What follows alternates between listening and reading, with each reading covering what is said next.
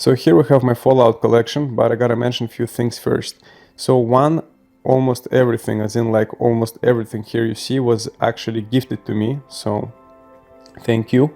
And the second thing, everybody keeps telling me to get the shelving units. Yes, I plan to get the shelves eventually and I will, stack it all nicely, but for now it's like this, so fuck it. Like I mentioned previously, I only purchased the original games like Fallout 1, Fallout Tactics, Fallout 3, Fallout Vegas, 4, 76, etc. Everything else was a gift. It's funny that I used to call Fallout Tactics Brotherhood of Steel, when in reality it's actually called Fallout Tactics, a post-nuclear tactical combat game.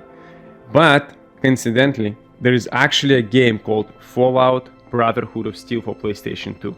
Now, this game is terrible. I do have this store display model, which we'll get to eventually, and I will tell you there is a story behind it. So let's start with the original Fallout. I bought Fallout 1 and 2 in a dual jewel case, containing both games. As you know, Fallout 76 comes with that infamous bag, and I'm still waiting for my newer one with the helmet that everybody, I'm not gonna really go too much into the detail because you probably have seen the reviews if you care about those stuff, but the thing lights up, and I don't think I have the batteries in, but the thing lights up, it has a microphone, like the voice changer microphone, whatever. It comes with, it also comes with the map, glow-in-the-dark map. I don't think it's gonna work for camera, but anyway, what I'm thinking to do is in the future I want to put it behind the glass panel, and the panel filled with tritium. I don't know how you call it in English, but it's like a slightly radioactive water to make sure it constantly glows at night. Fallout 4 collectible came in this case, featuring the actual Pip-Boy. You're supposed to insert your phone in there, and it would connect to the game and give you all the stats. I think one of the most impressive collectibles was Fallout New Vegas. It comes with the New Vegas comic book, which is like a little prequel to what's happening in the game, and actually has amazing art style. Of course, New Vegas, so they include the casino chips, the Lucky Chip 38, deck of gaming cards with amazing art style as well. Now, before we get to all the miscellaneous stuff, let me point out what is not official merchandise. This Coca-Cola bottle is just a Coca-Cola bottle, but it kind of fits. The Coca-Cola caps, the lighter, which is just a lighter, and this thing is actually funny. I found it in one of the airsoft arenas, but they're clearly using Fallout font and Fallout character style. It says all out of caps to give, and he got no caps, 0 caps in his pocket. So now let's talk about the official merchandise. I have the cookbook. I was recently gifted the cookbook, which is very impressive. Not only they have included all the meals from the game, they actually included a lot of camps such as Steam Pack and Radaway, which I'm definitely gonna try to cook. I was also very impressed with Survival Guide for Fallout 4. It actually comes with a Fallout 4 map, and they include those nice special cards, and they all came with in this nice Vault-Tec envelope. I don't collect those things, but those two must have, obviously, Fallout. Those are action figures, not dolls. Again, very detailed, very nicely done. When I bought the mini nuke, it was missing all the CD keys. So all the games inside are useless, but it doesn't matter because I had them anyway. I only bought it for the collection. And if you press this button, I have the Fallout checker game, which is just very simple, very nicely done. I wish they would use more of a realistic, almost like a metal cap, but they're using the cheap plastic ones. Now, Fallout chess is actually done very well.